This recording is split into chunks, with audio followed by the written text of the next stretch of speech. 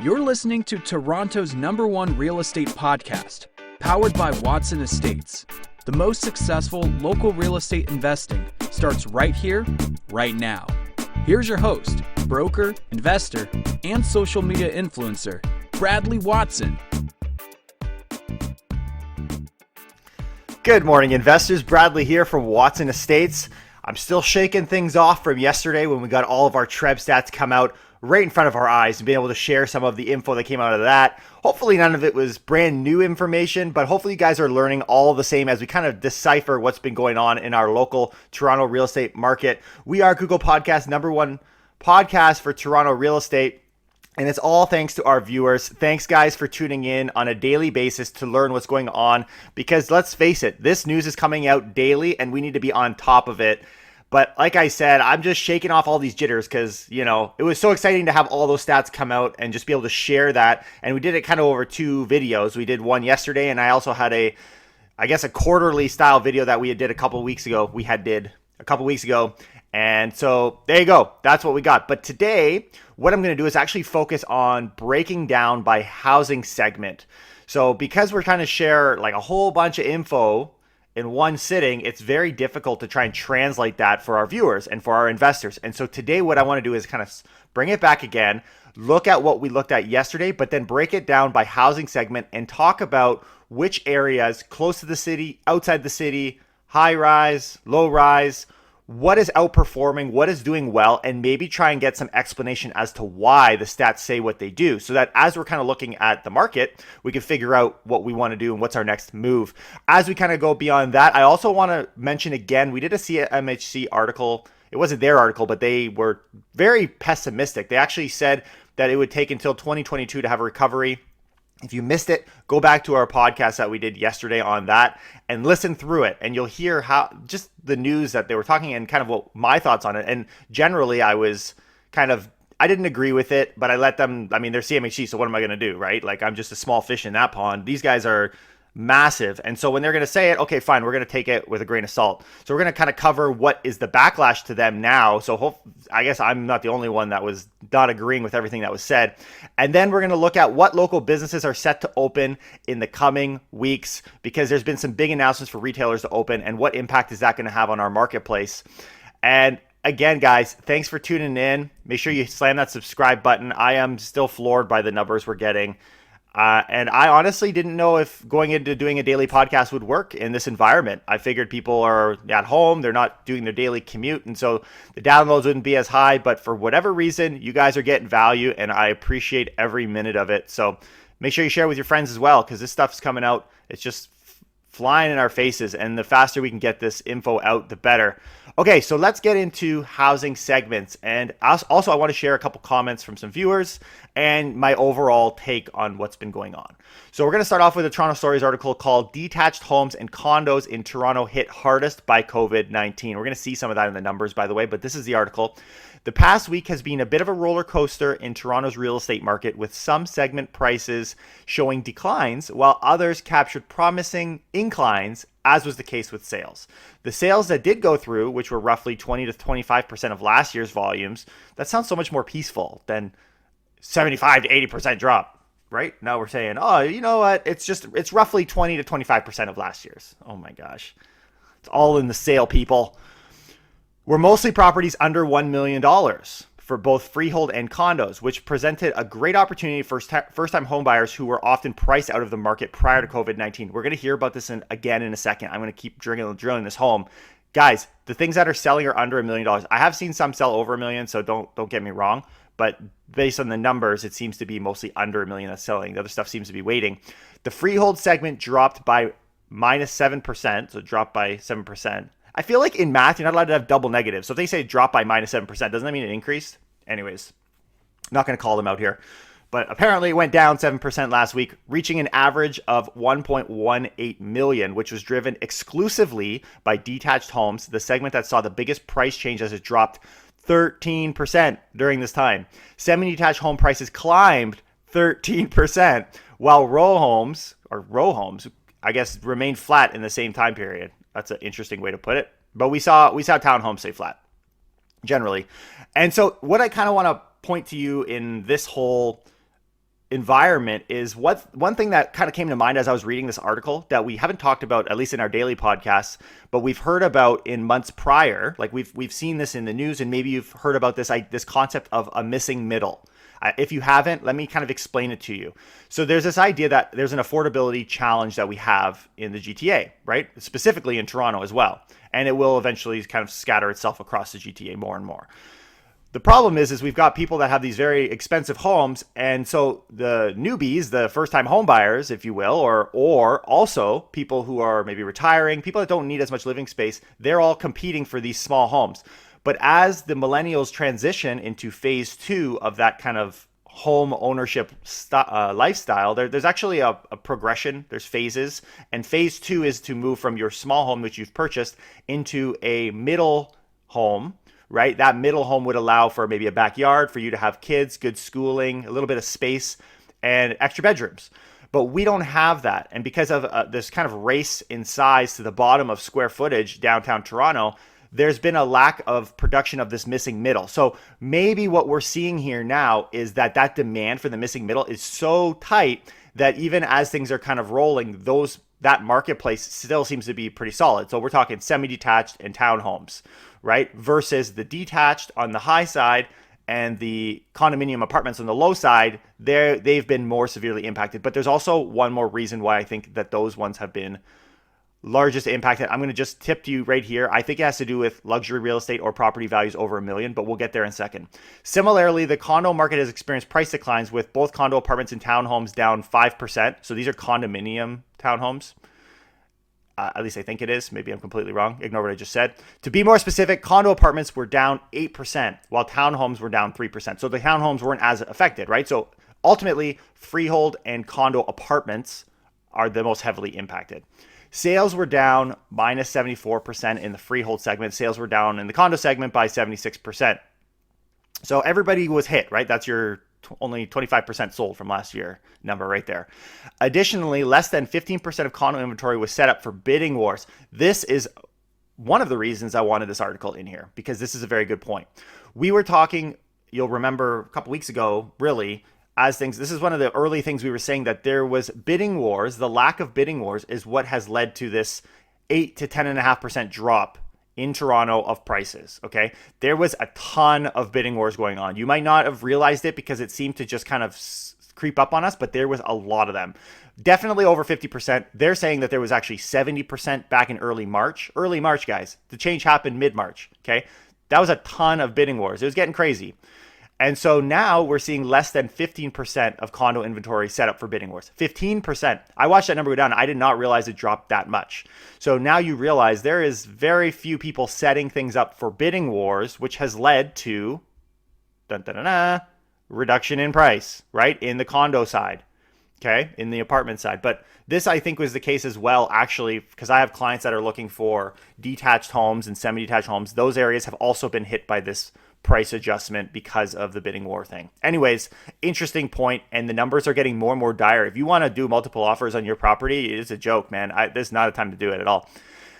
As physical distancing measures remain in place and home showings restricted, Vukasovic says, this is the guy they've been interviewing during this whole thing, by the way, that sellers do not need to sell, are now waiting on sidelines. That's true.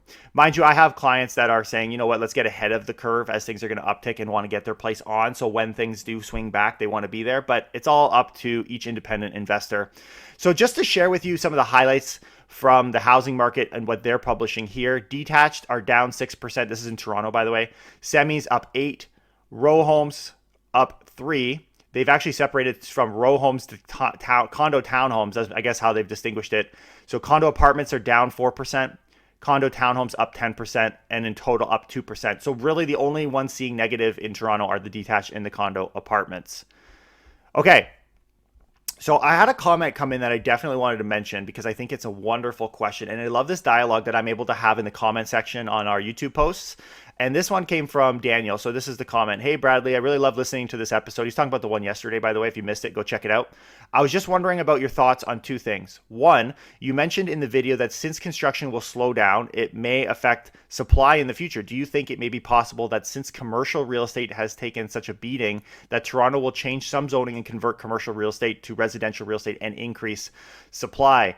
So that came from a comment I said yesterday. We actually do see, that wasn't me suggesting it. We are actually seeing the construction of residential units declining, and they actually are expecting declines next year as well. So that is the case.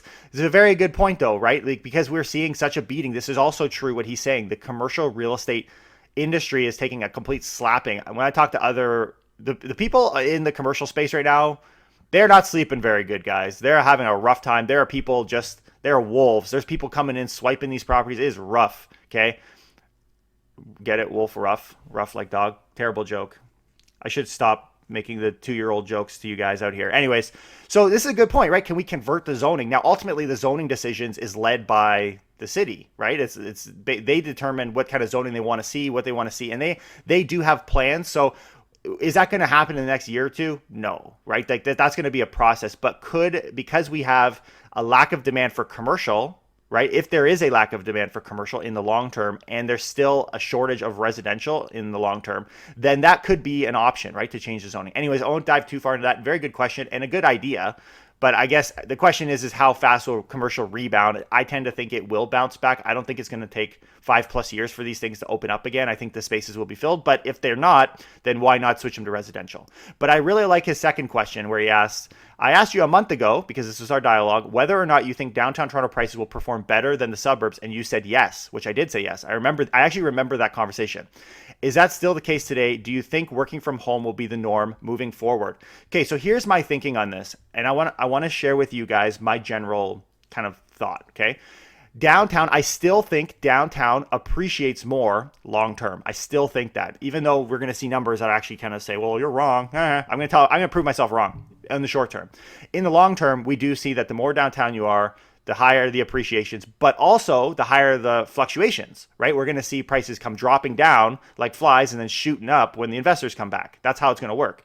Okay, so I still stand by that. It's kind of like this idea of like if you were in this pond and you throw this big fat rock in the middle, that's your main city, right? That's the heart, that's the downtown. And there's a ripple that goes out where everyone's kind of impacted. As that ripple goes out, it's less and less impact. However, you can start tossing these little rocks as you get a city, not so little city like Mississauga coming in, for example, and that you throw another rock and that creates its own ripple. So as these get bigger and bigger, they begin to form their own ripples. But ultimately, the biggest ripple is still in Toronto. And so I do see that appreciating long term. I still see that, guys. But on the short term, absolutely. There's other opportunities, buying opportunities. And I own properties outside of Toronto. Like, it's not like I'm only investing in Toronto, because the thing as well you got to consider as an investor is the equity versus cash flow argument. You guys know there is not a lot of cash flow downtown Toronto anymore. You got to go outside. So if you want a cash flow property, there's an opportunity in there as well. It's not just about equity. But back to the equity side, now, one of the things that I think he mentioned actually in here, I don't see it, but one of the things that might have been in his last question comes this idea of social distancing. I swear it was in there. Working from home will be the norm moving forward, ? That was a question. Okay, there it is. So this idea of social distancing is also, I think, going to have a short-term impact, maybe even a long-term impact in pushing people to the burbs, right? Also, there's been an ongoing conflict between millennials and boomers. Can we call them boomers, or is that like discriminating? I don't know. The kids call them boomers, so I'm going to be hip these days and call them boomers, but not too hip. We don't want to break that hip now. All right, moving on. They're fighting for backyards, right? They want backyard space, low-rise units, things close to the city with good proximity, but so they can still go to work, because let's face it, people in their 80s are still working now. This is a trend, and they don't want to move for the next 20 years. We've seen stats that show that. So that's where that missing middle comes back in play, right? There's a huge fight for that missing middle.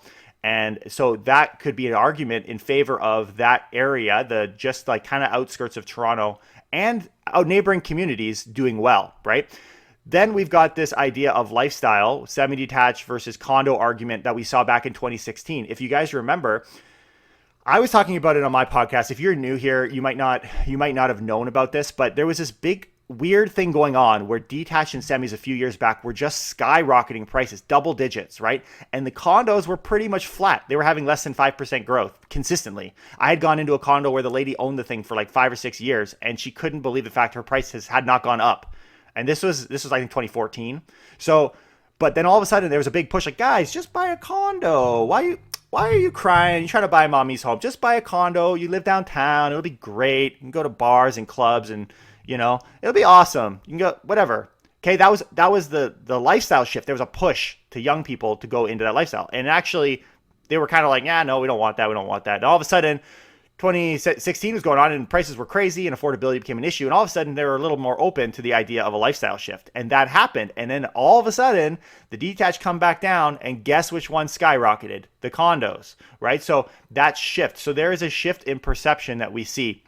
But you also need to measure things city by city. I'll give you a perfect example. I have clients right now. In fact, we're doing their inspection on that tomorrow. I'll be masked up, and it's a very interesting process. But they were debating between, buying in Etobicoke, South Etobicoke near the lake, or buying in Mississauga. And we ran the numbers and found Mississauga was actually better.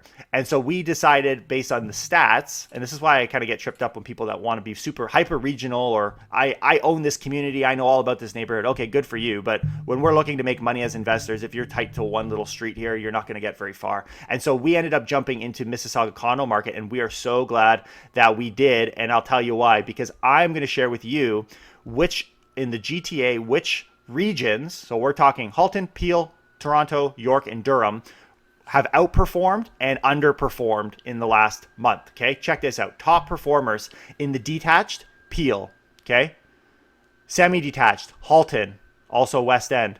Townhome, Halton, 8.5. Oh, actually, the semis in Halton are up 10%. That's crazy. Townhomes, Halton up 8.5, York 7.8, and Durham 7.5. Outside regions, right? So back to that argument: is the downtown going to outperform? I'm kind of proving my case wrong here, but this is short-term impacts. Condo apartment, Peel, up 7.1%. And let's go just for fun. Why not? Let's rub it in my own face here. Let's talk about what was the worst performers in the last month. Detached. The lowest was a negative 7.8 from Toronto. Semis, the lowest, Toronto. But that was actually up 4%. So semis and townhomes are up 3.5% also in Toronto. But also the point is here, they were the worst, right? Toronto is the worst performer in the last month. Why is that? Because of this fluctuation. And then what sucked on the condo apartment side? Well, Durham, somehow people are buying condos out in Durham, and they got slapped by 10%. And condos in Toronto were down 4%. So Toronto's still there. Toronto's in every category here, pretty much, with the exception of the 10% drop in Durham for condo apartments. So again, I mean, I shoot myself in the foot there with that argument, but I want to paint you guys a full picture. I do think in the long term, the closer you are to a city, in general, the safer bet you have in your investment for equity purposes. But of course, if you're investing, 5-10 years, you could definitely see fluctuations happening regionally that you can't predict it to the point of just saying that's the city right now, which we try to do. Like I've had videos where we try and share some of the top performing cities, but you can't do it every single time. And so there was a comment that came from our friend Baseline as well. I just thought I'd quickly mention it. Lower or similar. So he's saying, here's how it may shape up. Lower or similar sales to April, but average price is slightly up. People will see the bottom is in, which we've kind of talked about. So more sideliners will be coming back to market within a month. Serious people who want to own their home know the GTA recovers in recent times. For example, 2017, 2020 is starting to roar back. Technically, the real estate recession should be ending, but this virus is giving the bears one last chance in a slight discount, but more so not competing for the property they want in most cases. That's true, right? That's the buying opportunity right there. Unless COVID cases stay where they are and no decline in cases, then Ford won't open up the economy. True. So that's not the case right now, but that could be the case if things took off again.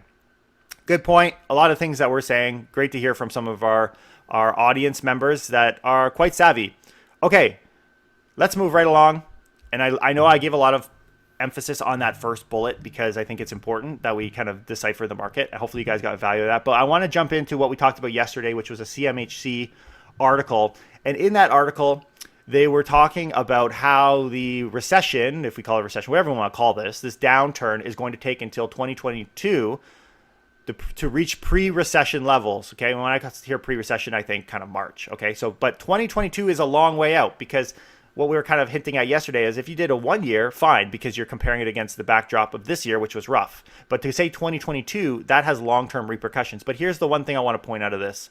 There's a few arguments. You got people from Toronto, you got people from Treb, you got people from just counter arguments. Even I think RBC commented on here. So not all bias. Everyone's obviously got a bias, but we've got a nice wide spectrum.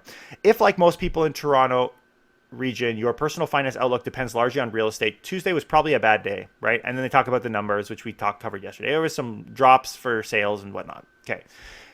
Also on Tuesday, CMHC suggested Canada's real estate prices likely wouldn't return to pre-recession levels until the end of 2022.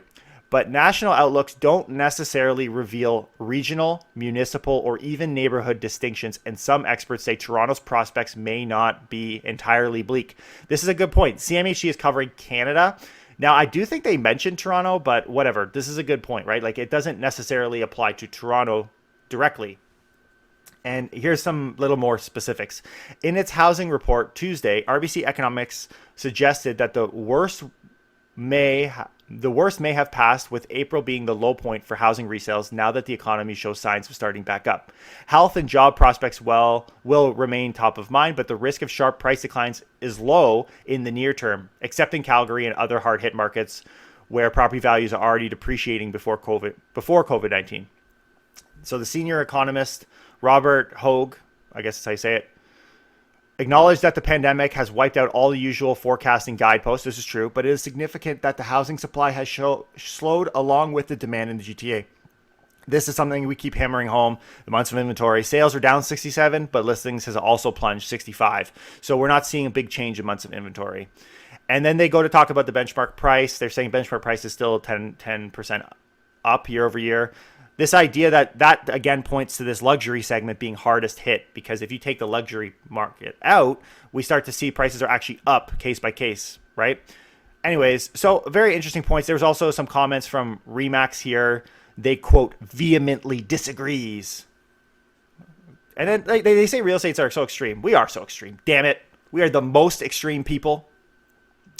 But you got some comments from Remax. You got some comments from Royal LePage, the CEO of Royal LePage, saying that they're expecting between 0.5 to 1.5% higher in 2019. I do tend to agree with that. We're going to be floating kind of at zero is my thinking. But yeah, so ultimately to say, I gave you the bad news, which was CMHC, which is a very powerful voice. Here's the thing. If you were the CMHC or any political or leadership role and you had to forecast what's going to happen, would you rather forecast to the negative or to the positive? And I tend to think you'd forecast to the negative, because if you're wrong, then you outperform expectation. But if you over predict and then underperform, you look like a total moron. So maybe they're trying to maintain an image of CMHC, but we do hear, hopefully you guys have heard some of the counter arguments here today as well. So ultimately, everything comes back down to when things will open. And so when we're talking about optimistic news coming out, I hear articles like this. Ontario to reopen garden centers, hardware stores, some retail within a week. That's from CP24. Premier Doug Ford says the province will allow a slew of businesses to reopen over the next week, including some retail stores that can offer curbside pickup. You guys have probably heard this. We will move forward, but we will move cautiously. We will move with cautious optimism. Garden centers and nurseries will be allowed to open May 8th, followed by hardware stores, safety supply stores May 9th.